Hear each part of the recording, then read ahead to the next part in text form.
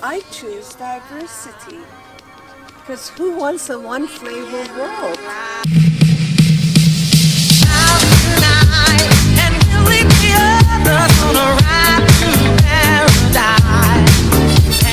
Hello, and welcome to the second episode of Panacea9 by Gloria Y. I hope you enjoyed the brief introduction last week about myself and also about the word panacea, this remedy for all ailments. Now, in that episode, I promised to share a story that would better explain my reasoning for choosing the name Panacea. Towards that end, let's explore another story. But this one is not from Greek mythology. It's actually Persian. The story is called Simurgh, which in Persian is a combination of two words. The word si literally means 30, the number 30, 30. And morgh means bird. So Simurgh means 30 birds. It's imagined to be a flying creature which is the size of 30 birds, bearing characteristics from various species of birds. Simurgh is believed to have lived in a legendary land in a place unknown, on top of a legendary mountain called Mount Qaf.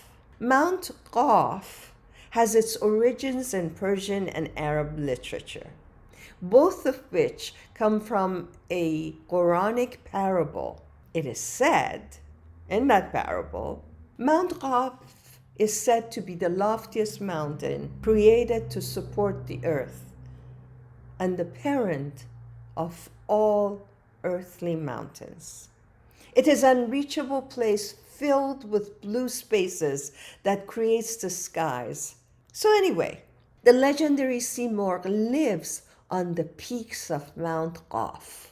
We can delve much deeper into the symbolism and philosophy behind both the bird and the mountain, especially in terms of mysticism and Sufism. But it would be a lengthy discourse and not necessary for our purposes. The whole idea, in addition to its being mystical, spiritual, is also quite romantic in some way. So let's just say that sometimes the bird is symbolized as the heart and life of a lover, and sometimes the whole existence of the lover. From another perspective, it can represent reason and consciousness. Remember, everything in life is interconnected, just as all human beings are interconnected. Many poets have incorporated the mount, the bird, and their symbolism in their works. However, I don't believe any of them can come close to the Persian poet Faridu'd-Din Attar's magnificent work of poetry titled The Conference of the Birds. In this wonderful work of poetry, Farid sets out, all in verse, to explain the creation of the majestic Simorgh, the 30 birds. The story recounts how the birds got together and expressed the desire for a ruler, claiming that can never be a state without a ruler, nor can order ever be established without one. Having heard of the magnificent and the powerful Simorgh, one little bird, which was considered the wisest of them all, suggested that they should find the Simorgh, because who better to rule over the bird kingdom than the legendary Simorgh? The birds all got so excited and decided to let the little bird lead them to Simorgh on Mount Qaf. The bird went on to explain Mount Qaf was way too far, further than their imagination could even perceive, and indicated that to get there, they had to cross 7 valleys, the valley of search, love, knowledge, unity, contentment, wonderment, and absolute annihilation, nothingness. Once the birds understood just how arduous the journey would be, many of them, like the nightingale, parrot, peacock, goose, partridge, and some others, made excuses and they gave up. The nightingale said it had fallen in love with the rose, and this love was enough. She didn't need to go to Mount Qaf and find the Simurgh. The parrot claimed that it had been banished from heaven by the evil, and all it wanted to do was go back to heaven and didn't care about a bird kingdom anyway. The Homa even considered itself superior to the Simorgh, puff and all that majesty.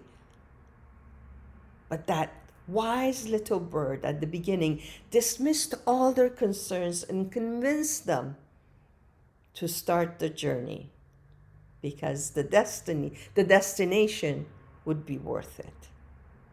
They started on their adventures, thousands upon thousands of birds, exhausted throughout the journey. Many of them tried to bow out, but the little bird didn't allow them, encouraged them to go on. Some of them just couldn't. The journey was too arduous.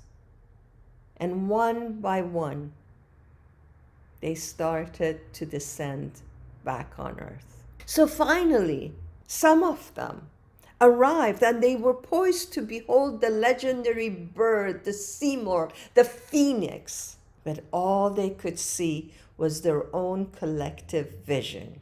A mirror was put before them, and they were told that they were 30 birds. There were 30 of them. So they were the Simorgh. They had achieved their mission.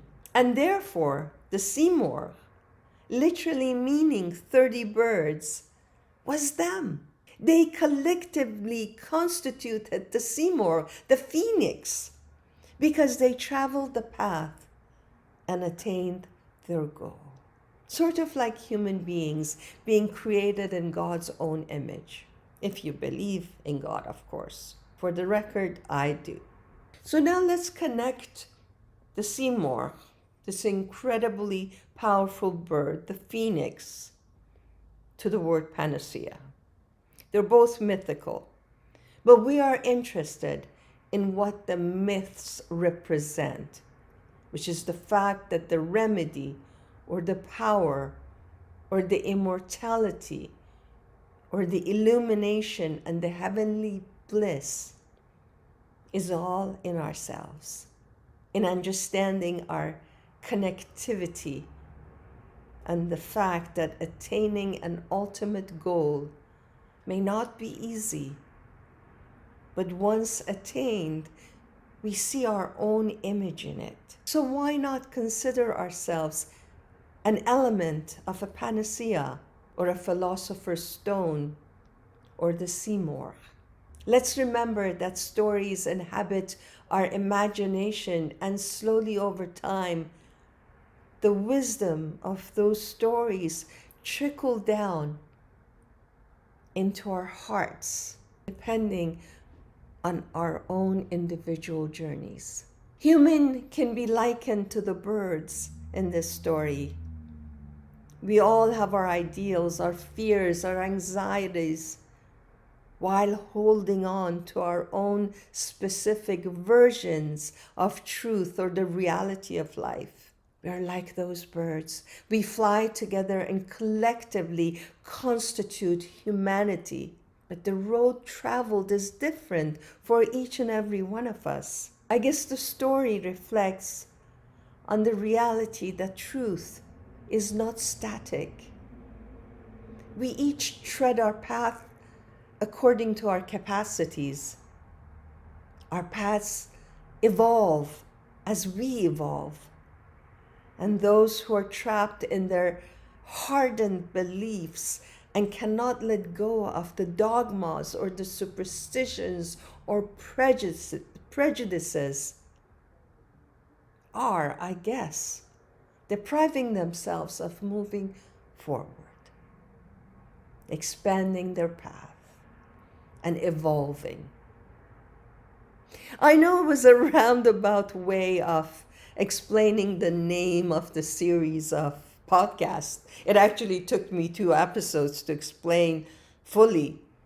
But I love stories, whether they are stories of old or new. And I thought you might too. In any case, the intention is for us to travel collectively with the goal of obtaining a panacea of sorts.